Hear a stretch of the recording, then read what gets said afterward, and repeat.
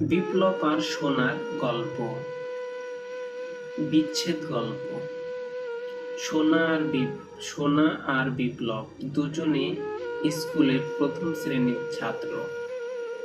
তাদের বন্ধুত্বের শুরু হয়েছিল স্কুলের প্রাঙ্গণে, যেখানে প্রথম দিনটি ছিল একেবারে নতুন এবং অচেনা।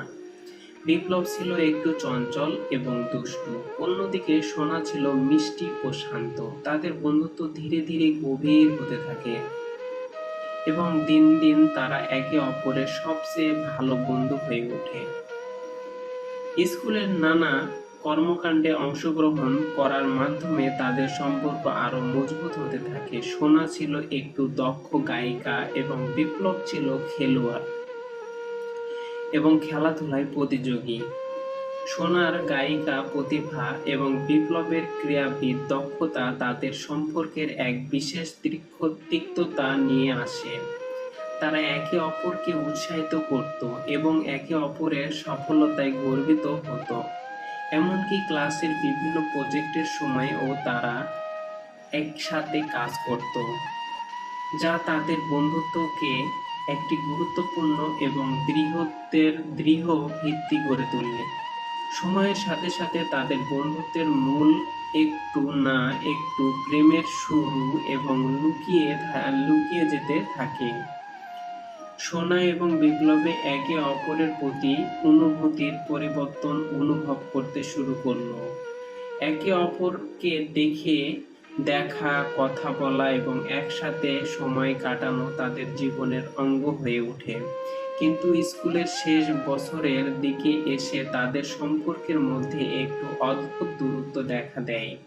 সোনা এবং বিপ্লব দুজনে নিজেদের ভবিষ্যতের কথা ভাবতে শুরু করে।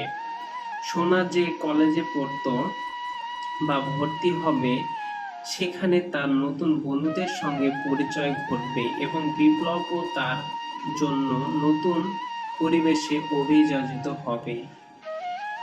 একদিন সোনা এবং বিপ্লব তাদের স্কুলের প্রিয় জায়গায় বসে কথা বলছিল।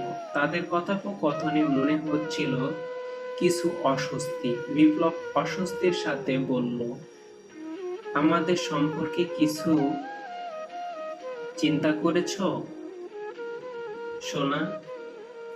আমরা এখন যে জীবনযাপন করছি সেটার সাথে আমাদের ভবিষ্যৎ কতটা মেলে? সোনা কিছুটা বিস্মিত হয়ে বলল, বিপ্লব তুমি কি বলছো বা বলতে চাচ্ছ? বিপ্লব একটু হেসে বলল, আমরা স্কুলে খুব ভালো সময় কাটিয়েছি, কিন্তু এখন আমরা দুজনে আলাদা পথে চলবো। আমাদের মধ্যে কতটা মিল থাকবে সেটাই জানি না। সোনা কিছুক্ষণ চুপচাপ রইল, তারপর সে বলল, তুমি ঠিক বলেছ।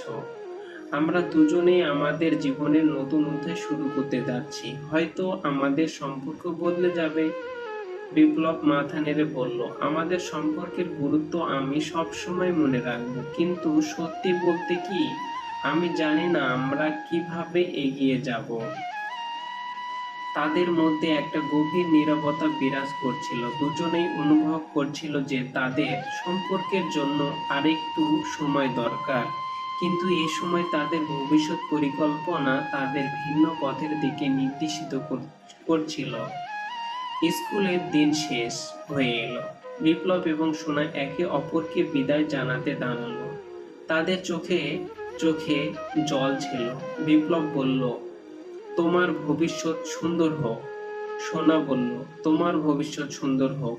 আমি সবসময় তোমার পাশে থাকব, যত দূর থেকেই হলেও।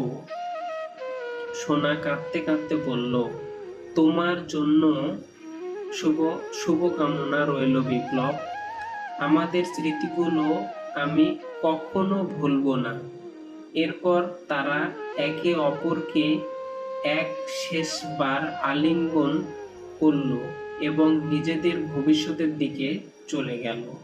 সোনা নতুন পরিবেশে অভিযোজিত হলো এবং বিপ্লবও তার নতুন জীবন শুরু করলো। তাদের সম্পর্ক বদলে গিয়েছিল, কিন্তু তাদের পুরনো স্মৃতিগুলো চিরকাল তাদের হৃদয়ে থেকে গেল। বছরের পর বছর সোনা এবং বিপ্লব একে অপরকে বছরের পর বছর তাদের মধ্যে যোগাযোগ কমে গেল।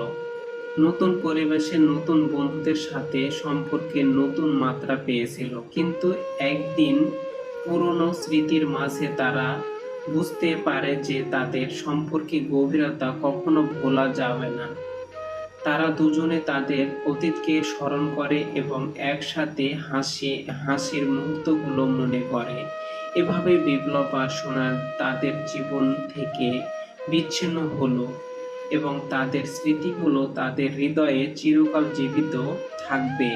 তাদের সম্পর্কের বিশেষত এবং স্কুল জীবনের দিনগুলো তারা কখনোই ভুলবে না। এভাবেই তাদের বিচ্ছেদ ঘটলো। যদি গল্পটি ভালো লেগে থাকে তো কমেন্ট করে জানাবেন।